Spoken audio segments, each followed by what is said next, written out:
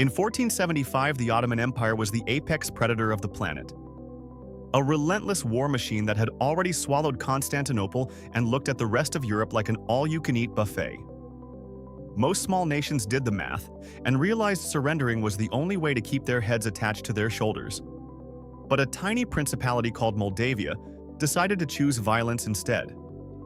Led by a man named Stephen, who would later be called the Great for very obvious reasons, a scrappy force of 20,000 peasants and light cavalry prepared to face 80,000 of the most disciplined professional soldiers on Earth. This wasn't just a battle. It was a masterclass in psychological warfare, environmental manipulation, and the kind of tactical audacity that makes modern military commanders sweat.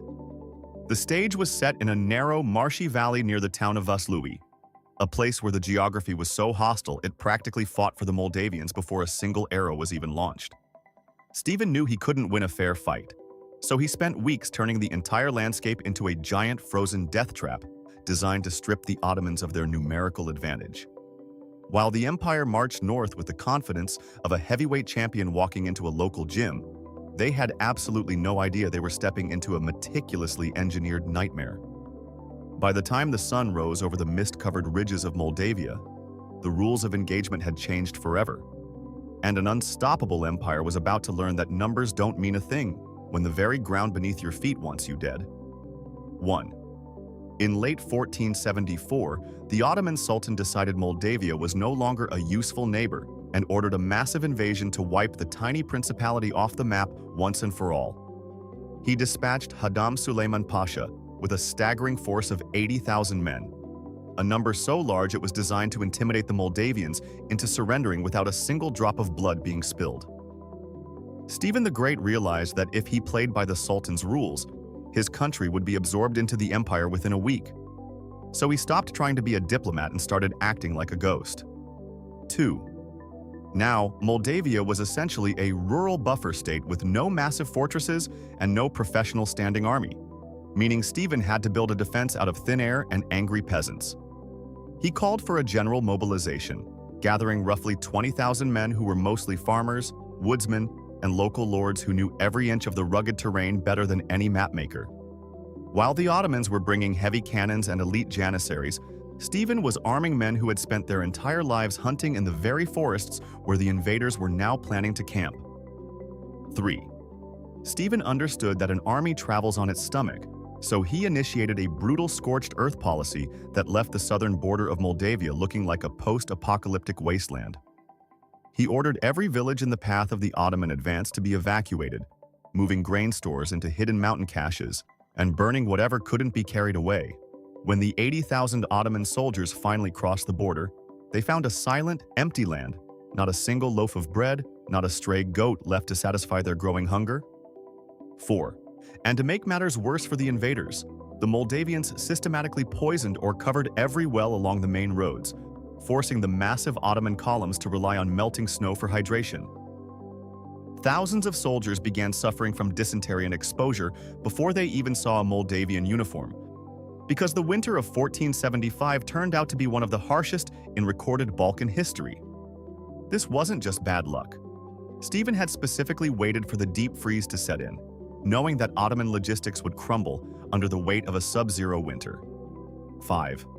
Stephen sent frantic messages to the kings of Poland and Hungary, warning them that if Moldavia fell, the road to Central Europe would be wide open for the Sultan's next meal. Despite the looming threat, the great Christian powers of the era sent nothing but polite letters and empty promises, leaving Stephen to realize he was completely and utterly on his own.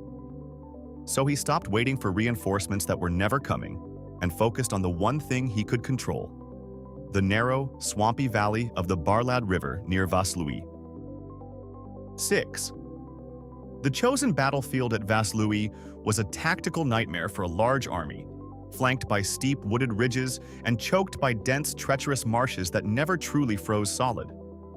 Stephen spent days mapping the thin spots in the river ice and digging hidden trenches beneath the snow, creating a maze of obstacles that would funnel the massive Ottoman force into a narrow bottleneck. He was intentionally building a kill zone where the Ottomans' 4-to-1 numerical superiority would actually become a liability. They'd simply be too cramped to deploy their famous cavalry. 7. To lure the Ottomans into his trap, Stephen used light cavalry units to perform hit-and-run attacks that made his army look disorganized, frightened, and ready to break at any moment. These riders would strike at Ottoman supply wagons in the middle of the night, scream a few insults, and vanish into the woods before the Janissaries could even reach for their bows.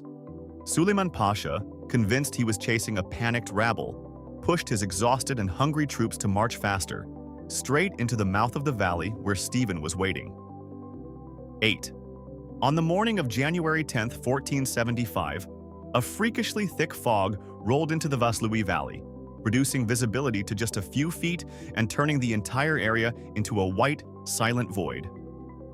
Most commanders would have halted their advance in such conditions, but Suleiman Pasha was so desperate to catch the fleeing Moldavians that he ordered his columns to keep pushing forward through the mist.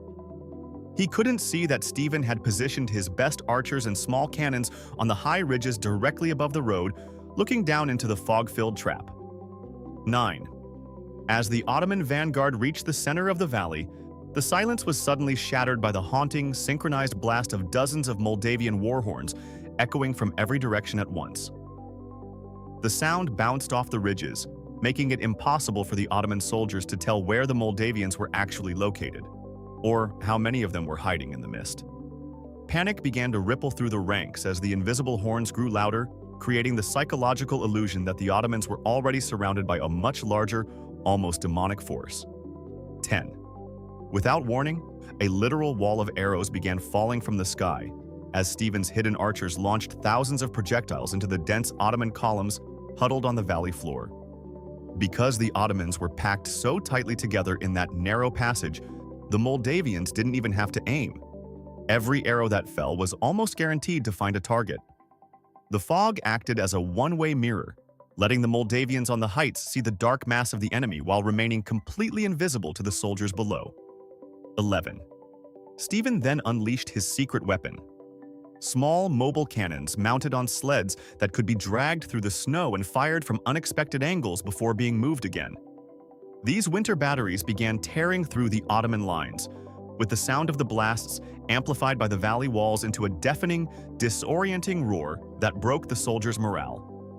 The Ottomans tried to return fire, but they were shooting blindly into fog-covered slopes, wasting their gunpowder on trees and rocks while the Moldavian cannons remained lethal.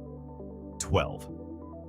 Sensing the confusion, Stephen ordered his light cavalry to charge out of the mist, strike the Ottoman flanks with sabers, and retreat back into the white void before a counterattack could form. These ghost riders appeared and disappeared with terrifying speed, targeting Ottoman officers and banner-bearers to keep the massive army as leaderless and chaotic as possible. By mid-morning, the professional Ottoman soldiers were so disoriented that some units began accidentally firing on their own allies, convinced the Moldavians had somehow infiltrated their ranks. 13. As the Ottoman center began to buckle, Suleiman Pasha ordered a massive retreat toward the Barlad River, hoping to regroup on the other side and find more stable ground. But here's the thing. Stephen had already anticipated this move and secretly weakened the ice at the main crossing points by hacking at it from beneath the surface days earlier. When thousands of panicked armored soldiers and heavy horses rushed onto the river, the ice shattered like glass, plunging the cream of the Ottoman army into freezing, waist-deep mud. 14. The river crossing turned into a massacre. Moldavian archers focused all their fire on the men struggling in the water, who were unable to move or defend themselves under the weight of their gear. Thousands drowned or froze to death in the slush, while those who managed to reach the far bank found themselves staring at a fresh line of Moldavian infantry waiting for them. Stephen had effectively turned the river into a moat of corpses, cutting the Ottoman army in half and leaving the survivors on the battlefield side with no hope of escape. 15. At the height of the chaos, Stephen himself led a final, massive charge of his elite guard down from the central ridge, hitting the remaining Ottoman corps with the force of an avalanche. The sight of the Moldavian prince's banner emerging from the fog was the final straw for the Ottoman Janissaries. They finally broke their discipline and fled in a total disorganized rout. This wasn't just a tactical retreat. It was a full-scale survival sprint, as 80,000 men discarded their weapons, armor, and even their boots just to run faster. 16. The pursuit lasted for days, as Moldavian scouts and local peasants hunted down the scattered survivors through the frozen forests, ensuring the invading force could never regroup or launch a second strike. Stephen ordered his men to show no mercy to the retreating columns. He wanted the survivors to carry the story of the Valley of Death back to the Sultan in Istanbul. Of the original 80,000 men who marched north, it is estimated that less than half made it back across the Danube, making it one of the worst defeats in Ottoman history. 17. When the fog finally lifted over Vaslui that afternoon, the valley floor was so covered in bodies that contemporary chronicles claimed you could walk for miles without your feet ever touching the ground. Stephen captured dozens of Ottoman battle standards and thousands of prisoners, including several high-ranking pashas who were later ransomed for massive sums to rebuild the Moldavian treasury. The sheer scale of the victory was so improbable that European scholars initially refused to believe the reports, thinking the numbers had been exaggerated for propaganda. 18. News of the miracle at Vaslui spread through the courts of Europe like wildfire, turning Stephen from an obscure local ruler into a legendary defender of the faith almost overnight. In Rome, Pope Sixtus IV was so impressed that he officially granted Stephen the title of Athlete of Christ, a distinction usually reserved for the greatest crusaders in history. But while the Pope was busy sending honorary titles, Stephen was more concerned with the fact that the Ottoman Sultan was already planning a massive revenge campaign for the following year. 19. Stephen used the winter months to reinforce his border fortresses and train his peasant levies in more advanced defensive tactics, knowing the next Ottoman invasion would be led by the Sultan himself. He realized the victory at Vaslui had bought Europe time, but it had also placed a giant target on Moldavia's back as the primary obstacle to Ottoman expansion. He spent every cent of the ransom money on gunpowder and fortifications, transforming his small principality into a hardened military zone that would resist for decades to come. 20. The tactical brilliance of the Vaslui campaign is still studied by military historians today as the perfect example of asymmetric warfare. How to defeat a technologically superior enemy by controlling the environment, manipulating psychology, and refusing to fight on the opponent's terms. Stephen proved that a small nation can survive even the most lopsided odds. He didn't just win a battle. He created a blueprint for national survival that would define Moldavian identity for the next 5 centuries of its turbulent history. 21. Despite the massive win, the long-term cost for Moldavia was staggering. The constant state of war drained the country's resources and left its population permanently on edge. For the next 30 years, Stephen fought over 40 battles against the Ottomans, Poles, and Hungarians, winning almost every single one through the same mix of grit and tactical genius. He died in 1504, leaving behind a country that was small in size but carried a military reputation that made the surrounding empires think twice before crossing the border. 22.